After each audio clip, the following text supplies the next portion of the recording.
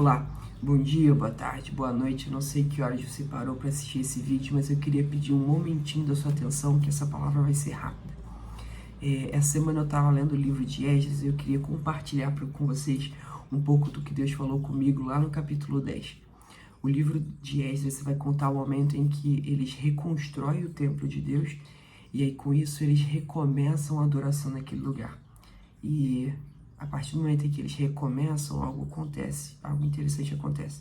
E está lá no capítulo 10, a partir do verso 2, que diz o seguinte: Secanias, filho de Jeiel, da descendência de Elão, da condição de porta-voz do povo, disse a Esdras: Traímos o nosso Deus, casando-nos com mulheres estrangeiras dos povos ao redor. Mas nem tudo está perdido, ainda há esperança para Israel. Vamos fazer uma aliança agora mesmo com o nosso Deus. Vamos mandar embora todas essas mulheres e seus filhos, de acordo com o que meu Senhor e aqueles que respeitam os mandamentos de Deus estão dizendo.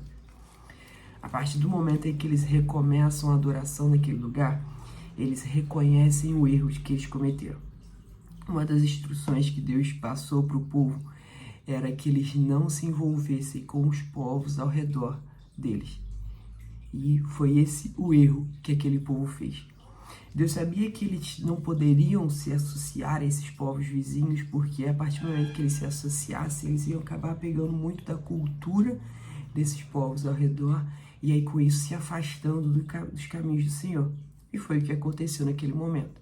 Eles se associaram a esses povos vizinhos, e aí acabaram casando com muitas mulheres estrangeiras, muitas mulheres dos povos vizinhos à região de Israel. E aí naquele momento eles se arrependem do erro que eles cometeram ao se associar a esses povos.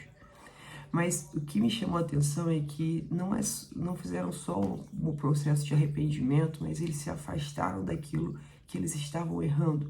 Então, se foi o casamento com estrangeiras que foi o erro deles, eles, a partir do momento que eles se arrependem desse pecado, se arrependem desse erro, eles se afastam daquele que eles já estão praticando, daquele pecado que eles estão praticando. Isso é o ensinamento que eu queria deixar hoje, de que muitas vezes a gente tem praticado pecados e que muitos pecados são pecados de estimação que a gente pratica diariamente e que não vai adiantar em nada você chegar para o Senhor e falar assim: Deus, me perdoa por esse pecado, Deus, eu sinto arrependido, eu não quero mais fazer isso e tal. E aí poucos momentos depois você praticar de novo, você não buscar se afastar desse pecado.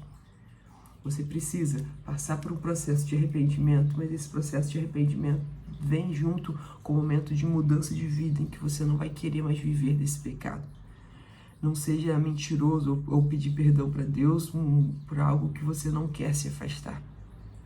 Se é algum ambiente que te leva a pecar, se é o seu celular, se é não sei o que está te fazendo pecar, mas a partir do momento em que você se arrepende, que você pede perdão para Deus, se afasta disso. Busca viver uma vida ao lado de Deus, sabe? Busca viver uma vida de oração, uma vida de jejum, uma vida de busca do Senhor, porque isso vai te dar força para se afastar do pecado. Não ache que você sozinho vai conseguir lutar e que você vai conseguir se afastar pela sua própria força, pela sua própria coragem, que você não consegue. Somente com Deus ao seu lado, somente se enchendo do Espírito Santo, você consegue se afastar desse pecado. Então, se você tem praticado algo que vá contra o que o Senhor tem para você, escolha hoje se arrepender desse pecado. E a partir do momento em que você se arrepende desse pecado, você pede para Deus para que Ele venha te encher e para que Ele venha te dar força para que você não pratique mais esse pecado. Se afaste por completo desse pecado sobre a tua vida. Viva uma vida de santidade, uma vida de pureza, uma vida que Deus chamou a gente para viver. Amém? Tenha um dia abençoado.